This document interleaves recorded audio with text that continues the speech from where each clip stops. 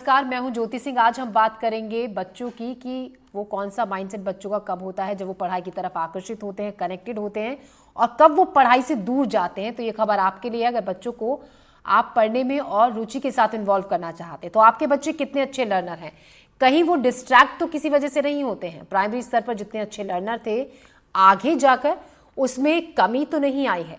Focus करते हैं या लर्निंग से भागने लगे हैं, बच्चों की लर्निंग हैबिट और सब्जेक्ट्स को आत्मसात करने की पूरे प्रोसेस पर Australian council of educational research ने एक बड़ी स्टडी की है। ACER ने अपनी स्टडी के निष्कर्षों को साझा भी किया, जो किसी भी बच्चे और पेरेंट्स के लिए काफ़ी महत्वपूर्ण है। आज हम इसी पर बात करेंगे। आप भी हमारा शो का हिस्सा बने, एक्सपर्ट से जुड़े आप सवाल भी पूछ सकते हैं। अगर आपके बच्चे की पढ़ाई से जुड़ा हो कोई भी सवाल आप पूछना चाहते हैं, खास मेहमान हमारे साथ स्टूडियो में जुड़ेंगे। हमारा फ़ोन नंबर है 8178999182 नंबर लगातार टेलीविजन स्क्रीन पर हम फ्लैश भी कर रहे हैं। साथ ही ग्राफिक्स के जरिए हम आपको दिखाने की कोशिश भी कर रहे हैं कि बच्चा अगर सही दिशा में है तो क्या बच्चा करता है, अगर बच्चा पढ़ाई से थोड़ा सा डिस्ट्रैक्ट हो रहा है तो क्या बच्चा करेगा। तो सवाल है कि बच्चों की लर्निंग हैबिट क्या है, कहाँ सब कुछ ठीक चल रहा है और कहाँ दिक्कतें आ रही हैं। पहले हम आपको ले चलते हैं जबलपुर, वहां पर से एक रिपोर्ट देखते हैं। हमारे सहयोगी ने कुछ लोगों से इस रिपोर्ट पर बातचीत की, क्या प्रतिक्रिया मिली, आइए देखते हैं। स्कूल, पढ़ाई और स्टूडेंट, इन तीनों का बहुत गहरा नाता है। और आज तो हर पेरेंट्स ये चाहता है कि उसका बच्चा अच्छा पढ़ा लिखा हो। और न सिर्फ पेरेंट्स, बच्चे भी बहुत फोकस हो गए हैं अपनी पढ़ाई के लिए। उन्हें लगने लगा है कि बिना पढ़े अब काम नहीं चलेगा। यदि उन्हें तरक्की करनी है तो अव्वल आना होगा। मैं royal higher secondary school Jabalpur में हूँ और यहाँ वो सारे बच्चे हमारे साथ हैं जो कहीं ना कहीं अपने कैरियर के लिए बिल्कुल काम कर रहे हैं, पढ़ भी रहे हैं, खेल भी रहे हैं, म्यूज़िक भी कर रहे हैं, ये सारी फील्ड में बेहतर कर रहे हैं। तो हम इनसे पूछेंगे कि ये बताइए क्या नाम है आपका, किस क्लास में हो और पढ़ाई फोकस करने के लिए क्या करते हैं। हेलो सर, मेरा नाम यथार्थ दुबे है। मैं क्लास 12th का स्टूडेंट हूँ और मेरे हिसाब से सभी बच्चों का ये तरीका होना चाहिए कि एग्ज़ाम के जस्ट पहले एकदम से सारा कोर्स लेके नहीं पढ़ना चाहिए।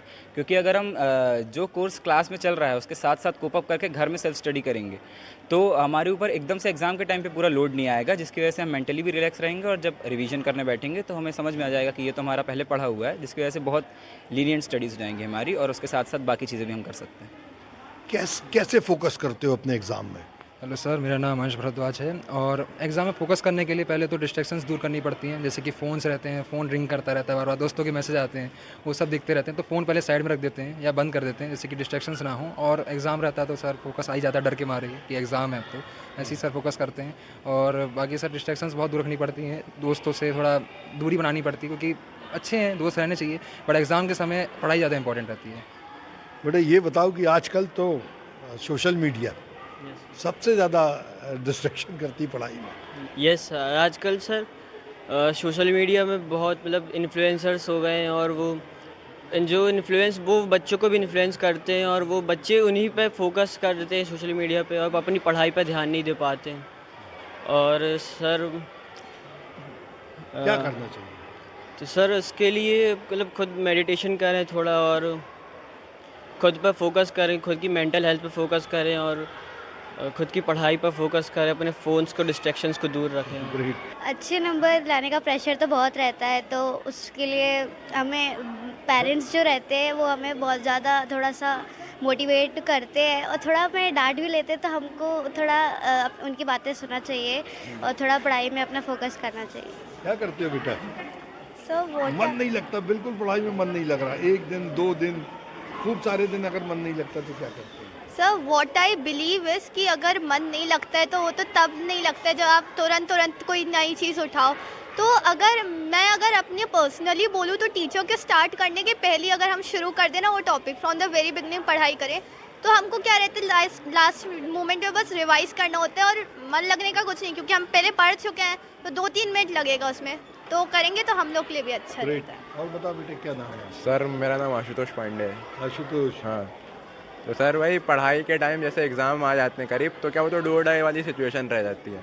तो उस टाइम अपन क्या पूरा लोड रहने की जगह पहले पढ़ ले, है ना, पढ़ाई कैसे करें कि ये नहीं कि अपना सिलेबस है, ऐसा विजुअलाइज करे कि एक पूरा स्टोरी का फॉर्मेट है, ये ऐसा मेरे सामने हो रहा है, तो उसको अपन याद कर ले, फिर उसके बाद जब पेपर का टाइम है तब उसको रिवाइज करे, क्वेश्चन सॉल्व करे, PYQ लगाए। तो वैसे करेंगे ना तो पढ़ाई ईजी भी रह जाएगी और जो वो सिलेबस का बोझ रहता है वो भी नहीं रहता है।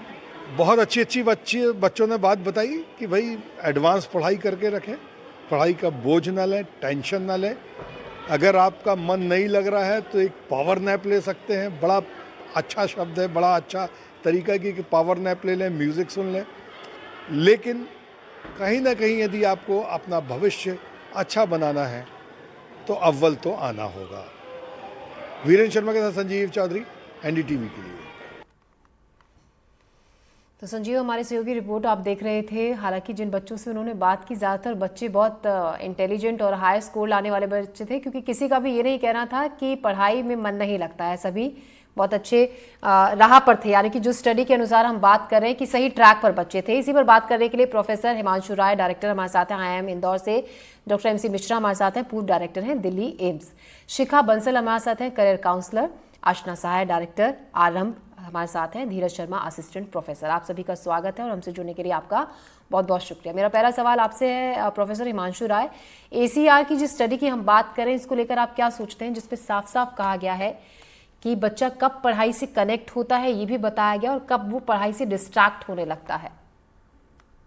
तो ज्योति, सबसे पहले जो doctor Berry and doctor Picker ji ने ये रिपोर्ट बनाई है ACR की, उसमें जो मुख्य मुद्दा है वो ये कि बच्चे एंगेज कैसे हो सकते हैं अपनी पढ़ाई के साथ जी। और वहां पे 4 बातें हैं, 4 एंगेजमेंट्स बहुत आवश्यक हैं ताकि बच्चे का जुड़ाव अपनी पढ़ाई के साथ और शिक्षा के साथ रहे।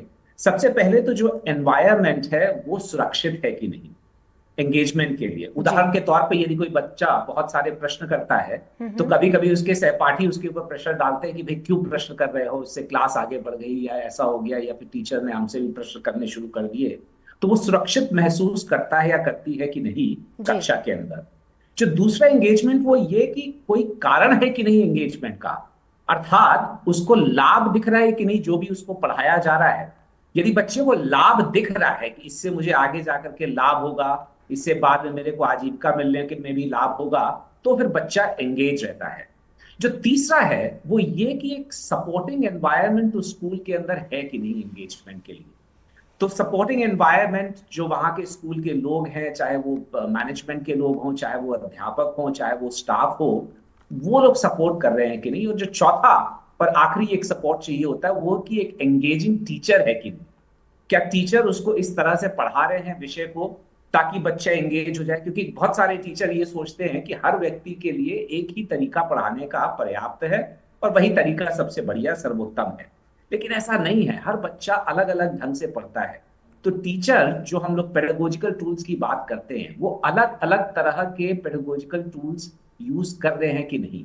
तो ये 4 मुख्य बातें हैं जो अगर होंगी तो बच्चा जुड़ा रहेगा, एंगेज रहेगा अपनी पढ़ाई से, और अगर ये नहीं होंगी तो बच्चे का थोड़ा सा अलगाव हो जाएगा पढ़ाई से। जो जी प्रोफेसर हिमांशु, बहुत अच्छे पॉइंट्स आपने, बेहतरीन पॉइंट्स आपने जिक्र किया, जो अगर रहेंगे तो बच्चा कनेक्टेड ज़्यादा फील करेगा। डॉक्टर MC मिश्रा, मेरा सवाल आपसे है, जिस तरीके से अभी प्रोफेसर हिमांशु ने जिक्र किया कि क्या उनमें से एक बात की जो टीचर है वो बच्चे को इंगेज कर पा रहा है, क्योंकि देखिए अक्सर हम ये देखते हैं कि टीचर का जो फोकस होता है ज़्यादातर केसेस में ये होता है सिर्फ कुछ काउंटेड बच्चों पर जो अच्छा स्कोर कर रहे हैं, अच्छा रिस्पॉन्ड कर रहे हैं, टीचर सिर्फ उन्हीं पर ध्यान दे रहा है। कुछ बच्चे ऐसे होते हैं, क्योंकि हर बच्चे की जो सीखने की जो क्षमता होती है, जो प्रोसेस होता है, स्लो होता है, किसी का बहुत फास्ट होता है।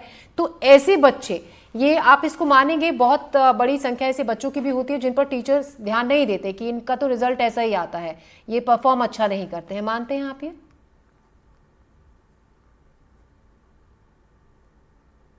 डॉक्टर MC मिश्रा, मेरा सवाल आपसे, आप मुझे सुन पा रहे हैं doctor MC Mishra? Doctor MC Mishra के पास मैं फिर से लौटूंगी। हमारे साथ शिखा बंसल भी हैं, करियर काउंसलर। शिखा, एक ये भी बड़ी वजह होती है, मैं अगर छोटे बच्चों की क्योंकि मैं बात कर रही हूँ, क्योंकि मैंने भी ये देखा है, जो टीचर का फोकस रहता है कुछ चुनिंदा बच्चों पर रहता है जो अच्छा परफॉर्म कर रहे हैं, अच्छा मार्क्स लेकर आ रहे हैं, और ऐसे में जो बच्चा पीछे है वो और ज़्यादा पिछड़ता चला जाता है क्योंकि उस पर फोकस ही टीचर का नहीं है। देखिए ज्योति, ऐसा तो नहीं हमने देखा। टीचर जो है वो इक्वली सारे बच्चों को देती है अपनी नजरों में, जो हमने देखा है। लेकिन कुछ बच्चे ऐसे होते हैं जो पढ़ाई पे बहुत ज्यादा ध्यान देते हैं, उनका बहुत ज्यादा फोकस रहता है।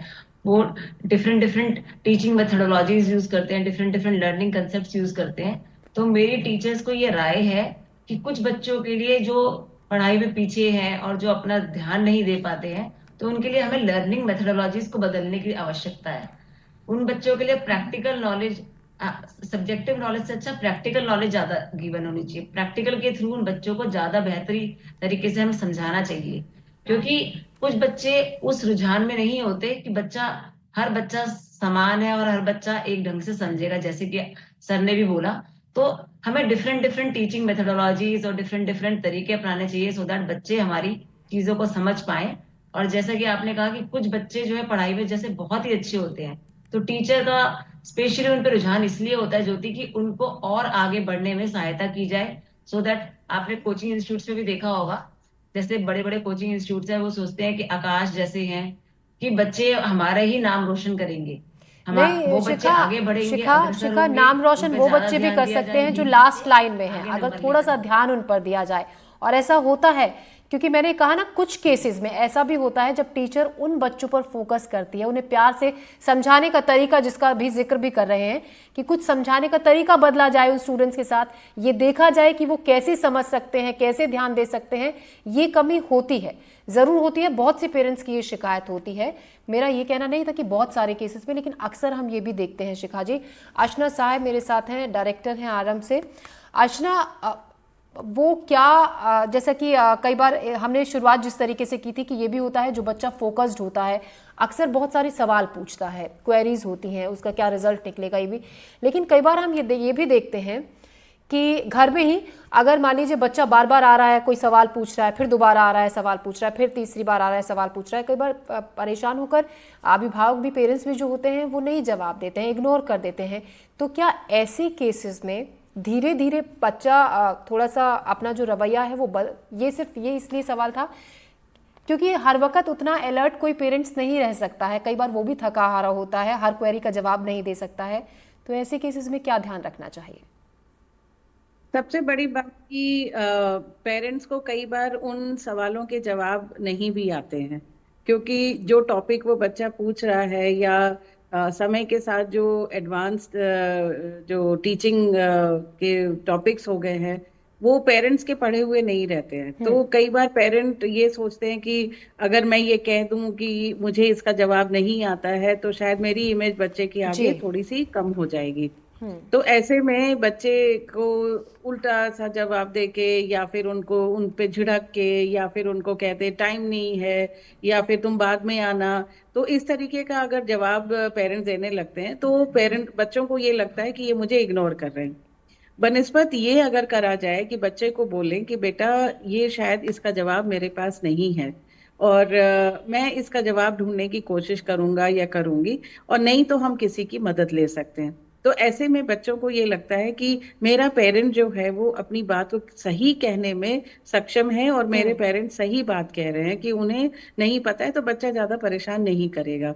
हाँ, जहाँ जबरदस्ती इग्नोर कर रहे हैं कि टाइम नहीं है, हम बिजी हैं या फिर तुम बाद में आना, और बच्चे को पता है कि मेरे पापा को या मेरी माँ को ये आंसर आता है इसका, ये वो मैथ्स में बहुत अच्छा है, ये साइंस में बहुत अच्छे हैं, पेरेंट्स के बच्चे को पता है, और उसके बावजूद भी अगर वो इग्नोर करते हैं तो वो गलत है। ऐसे में बच्चे को टाइम देने की बहुत ज्यादा जरूरत होगी, और बच्चा क्वांटिटी टाइम नहीं मांग रहा है, बच्चा क्वालिटी टाइम मांग रहा है। तो हम बच्चे को ये बोल के कि बेटा क्या हम इस समय पे बात कर सकते हैं, इस वक्त मैं बिजी हूँ या इस वक्त मैं दूसरा काम कर रहे हैं, तो एकदम डायरेक्टली ना बोलने से बेटर है बच्चे को ऑल्टरनेटिव सुझाना कि भाई ये मुझे नहीं आता है तो हम ये प्रोसेस कर सकते हैं या हम इनकी हेल्प ले सकते हैं, और अगर नहीं आता है या टाइम आता है और टाइम नहीं दे रहे हैं तो फिर उन्हें टाइम स्लॉट देना जरूरी है, और टाइम तो देना होगा। और ये आज के समय की बहुत टाइम देना बहुत जरूरी है, क्वालिटी टाइम देना बहुत जरूरी है। Doctor MC Mishra, primary level पर बच्चे अच्छे लर्नर होते हैं 40% इस रिपोर्ट के मुताबिक, और 18% बच्चे सेकेंडरी लेवल पर लर्नर अच्छे होते हैं। तो ऐसे भी सवाल ये कि मान लीजिए बच्चा डिस्ट्रैक्ट हो रहा है पढ़ाई से, बहुत सारे रीजंस हैं आपके हिसाब से, किन बातों का ख्याल रखकर ऐसे बच्चे को हम सही ट्रैक पर लेकर आ सकते हैं? ज्योति, बहुत धन्यवाद। ये बहुत महत्वपूर्ण प्रश्न है और मैं सभी जो हमारे वक्ता हैं उनसे कहीं ना कहीं सहमत भी हूं और थोड़ा असहमत हूं, क्योंकि हम जो यहाँ चर्चा कर रहे हैं जी। तो एमसी मिश्रा जी से हम फिर से उनके पास लौटेंगे। हमारे साथ और मेहमान भी हैं। धीरज शर्मा, आप इसको क्या मानते हैं? अगर हम बच्चे को एमसी मिश्रा जी फिर से हमारे साथ जुड़ गए। मिश्रा जी, आप हमें सुन पा रहे हैं?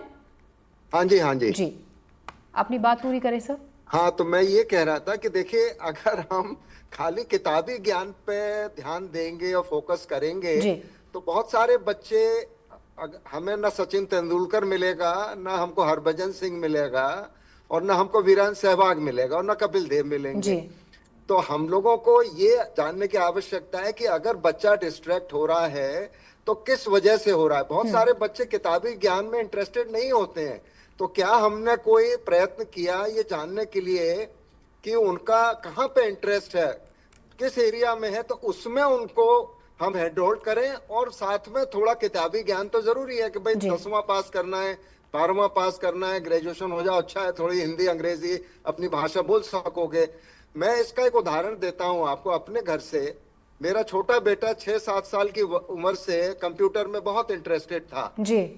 तो वो पीछे पड़ा था कि मेरे को मैक का कंप्यूटर दिलवाओ। सन 2000 की बात है जी। महंगा था उस समय, हमने कहा बहुत महंगा है ये, बट वो हमसे झगड़ा किया, हमने उसको ले दिया। फिर जब वो 12th कर रहा था उस समय उसने हमसे कहा है कि मैं IIT के कंपटीशन नहीं दूंगा, मैं दिल्ली में हो जाएगा तो ठीक है। तो मैंने कहा ठीक है मत दो, तुम अगर तुमको ऐसा लगता है कि नहीं देना चाहिए तो मत दो।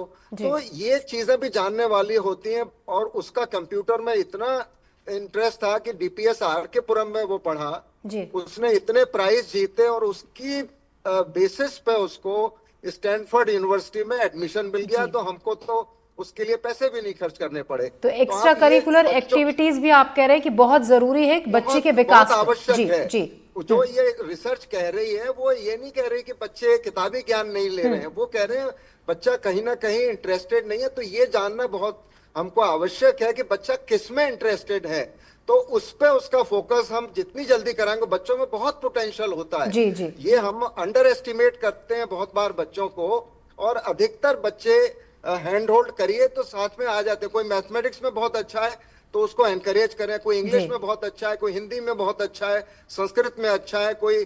तो हमको ये देखना है कि बच्चा जिसमें इंटरेस्टेड हो उसकी हैंड होल्डिंग तो उसको मिले, साथ में किताबी ज्ञान वो ले लेगा पढ़ के और कक्षा पास कर लेगा, वो एक अलग इश्यू होता है कि उसको पास तो करना ही है। तो मैं ये समझता हूँ कि एज टीचर्स, अच्छा दूसरे हमको जो हम पढ़ा भी रहे हैं उसको कितना इंटरेस्टिंग बना रहे हैं। मैं आपको बता सकता हूँ ज्योग्राफी कैसे पढ़ाई जाती है, उसमें आप कैसे इंटरेस्ट ला सकते हैं, या और कोई आपका सब्जेक्ट है जिसमें आप कैसे उसको इंटरेस्टिंग बना सकते हैं। हिस्ट्री जैसे बहुत सारे लोग डरते हैं हिस्ट्री से, उसको कैसे आप इंटरेस्टिंग बना सकते हैं। बेहतरीन टीचर, एक बेहतरीन शिक्षक ये बता सकता है कि कैसे आप इसको दिलचस्प बना सकते हैं किसी भी सीखने वाले बच्चे के लिए। धीरज शर्मा, जिस तरीके से हम बात कर रहे हैं, एक गुड लर्नर 40% लोग जो प्राइमरी लेवल पर अच्छा लर्नर होते हैं बच्चे, तो ऐसे में मान लीजिए वो पीरियड निकल गया है, आगे हमें बच्चों को थोड़ा सा समझाना है, थोड़ा ट्रैक पर लेकर आना है। और जैसा कि अभी ज़्यादातर गेस्ट कह रहे हैं कि बहुत प्यार से वक्त देकर बच्चे को समझाया जा सकता है कि क्या सही है क्या गलत है। आपके हिसाब से हम किन बातों का ख्याल रख सकते हैं ऐसे बच्चों के लिए जो अभी तक थोड़े से लापरवाह हैं, उन्हें वापस समझाने के लिए कि आप पढ़ेंगे, कुछ अच्छा करेंगे तो आपके लिए अच्छा होगा? ज्योति जी, बिल्कुल सही कहा आपने। एक तो हम इस एज में जी रहे हैं जहाँ पे क्या है कि कम्युनिकेशन गैप पेरेंट्स का अपने बच्चों से काफी ज्यादा बढ़ गया है जी। क्योंकि हम देखते हैं कि दोनों पेरेंट्स जॉब करते हैं, उस कारण वो बच्चों को समय नहीं दे पाते, और जब समय नहीं दे पाते तो बच्चे अपनी कमजोरी को, उन बच्चों की कमजोरी को भी नहीं जान पाते कि वो कौन कौन से विषय में वो अच्छा नहीं कर पा रहे। तो जब ये चीज मिसिंग रहती है तो बच्चे धीरे धीरे समस्या बनती चली जाती है। तो बच्चों एक बात तो होती है कि हम सब मिडिल क्लास फैमिली, भारत में ज्यादा से ज्यादा लोग वो बच्चों पे अपनी एक्सपेक्टेशन लाद देते हैं कि बच्चा बनना तो चाहता है आर्टिस्ट, पेरेंट्स को बोलते हैं नहीं आपको तो डॉक्टर बनना है या आईआईटी में इंजीनियर बनना है, इसके कारण बच्चा कहीं ना कहीं दबाव में आ जाता है और उसमें एक्चुअल जो क्वालिटी होती है वो नर्चर नहीं हो पाती, और धीरे धीरे वो बच्चा कुछ समय तक तो अपनी कमियों को छिपाता है और सब्जेक्ट में लगातार कमजोर होता चला जाता है। तो पेरेंट्स को बच्चों को की समस्या को एड्रेस करना चाहिए, बच्चों को अधिक से अधिक समय देना चाहिए और उनको मोटिवेट करना चाहिए जीवन के प्रैक्टिकल एग्जाम्पल से।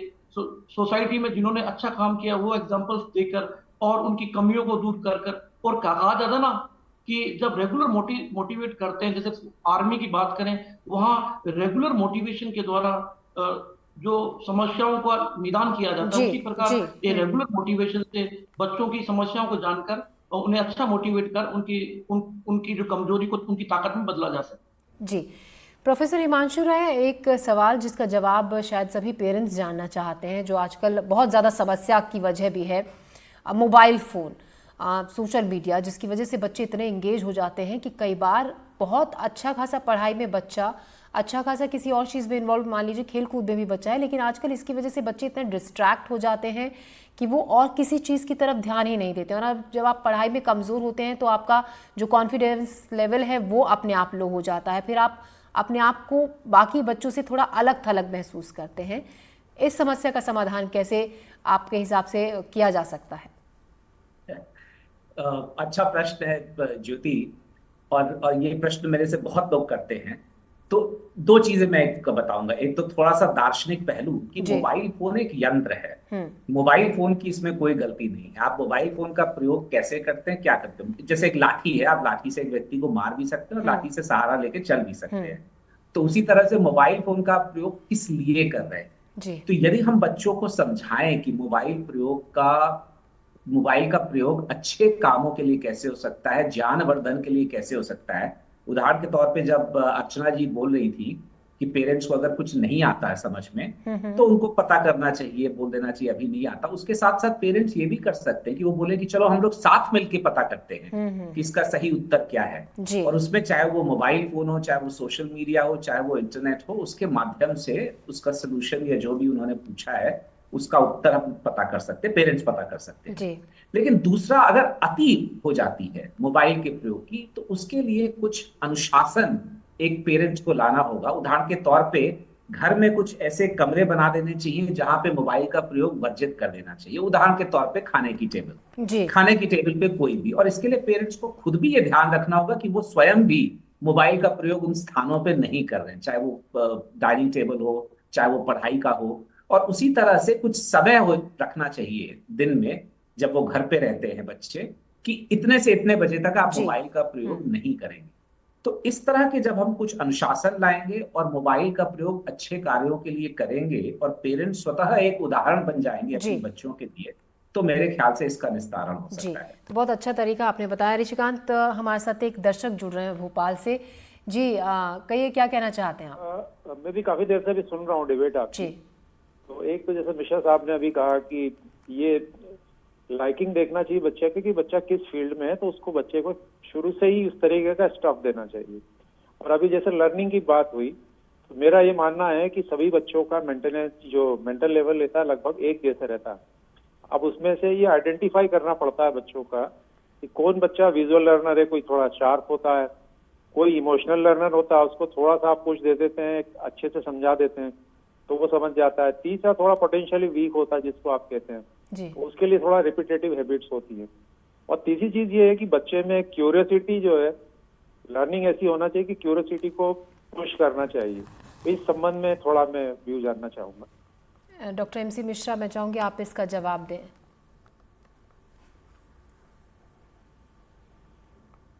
है कि हर बच्चे का पोटेंशियल हमें पहचानना है कि वो कैसे सीख सकता है। ये देखिए 3 डोमेन्स होते हैं लर्निंग के, चाहे वो चिल्ड्रन की लर्निंग हो या एडल्ट्स की लर्निंग हो। उसमें एक होता है कॉग्निटिव, जो हम अभी ज्यादातर बात यहाँ हमने की है वो कॉग्निटिव डोमेन की बात की है कि इंफॉर्मेशन गैदरिंग वो आपको इंटरनेट से भी मिलती है, किताब से भी मिलती है। और आजकल जैसे मैं एमबीबीएस में देखता हूँ बच्चे क्लास में नहीं आते, हम लोग एज टीचर्स दुखी होते हैं, कंप्लेंट करते हैं, लड़के बच्चे क्लास में नहीं आते, लेकिन वो जो हम वहाँ क्लास में बता रहे हैं वो कहीं से पढ़ लेते हैं, उसमें एग्जाम में अच्छा कर जाते हैं वो, तो हमको कंप्लेंट नहीं करनी चाहिए।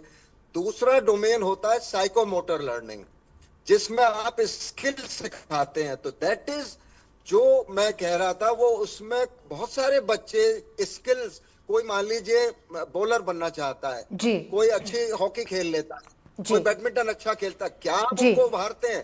देखिए आज भारत की समस्या क्या है, क्यों हमारे ओलंपिक्स में एमसी मिश्रा किसी नहीं आते, हमने ग्रूमिंग नहीं करी है शुरू से, बचपन तो ग्रूमिंग भी बहुत ज्यादा जरूरी है। और कॉलर्स के भी हम कॉल ले लेते हैं, ज्यादा से ज्यादा बेहतर होगा अगर हम दर्शकों के सवालों के जवाब दे पाएं। एक और कॉलर हमारे साथ जुड़ रहे हैं, चेडोल से डीएस चौधरी हैं। जी डीएस चौधरी जी, कहिए क्या कहना चाहते हैं आप? हाँ जी, मैं ये कहना चाहता हूँ जी कि हमारे देश में एक संविधान तो शिक्षा एक समान क्यों नहीं है? सरकारी स्कूल में सरकारी कर्मचारी, अधिकारी, नेताओं के बच्चे क्यों नहीं पढ़ते हैं? वो सरकारी स्कूल किसके लिए बनाया गया है? गरीब बच्चों के लिए अलग शिक्षा और अमीरों के लिए अलग शिक्षा, ये देश का कैसा संविधान है? सबकी शिक्षा एक समान क्यों नहीं है? जी डीएस चौधरी जी, आपका अपनी राय रखने के लिए शुक्रिया। तो एक तरीके से ये जो प्राइवेट स्कूल और सरकारी स्कूलों में जो शिक्षा का लेवल है उस पर बात कर रहे थे हमारे एक दर्शक। प्रोफेसर हिमांशु राय आप हमारे साथ जुड़े, डॉक्टर एमसी मिश्रा, शिखा बंसल, अर्चना सहाय और धीरज शर्मा, आप सबका हमसे जुड़ने के लिए, तमाम सवालों का जवाब देने के लिए आपका बहुत बहुत शुक्रिया। तो कुल मिलाकर जो एक्सपर्ट्स की राय थी कि बच्चों को समझे, सिर्फ पढ़ाई ही नहीं, एक्स्ट्रा करिकुलर एक्टिविटीज़ पर भी आप ध्यान दें और बच्चों को वक्त देना बहुत ज़्यादा ज़रूरी है। हमारे स्पेशल बुलेटिन में अभी के लिए इतना ही, दीजिए इजाज़त, नमस्कार।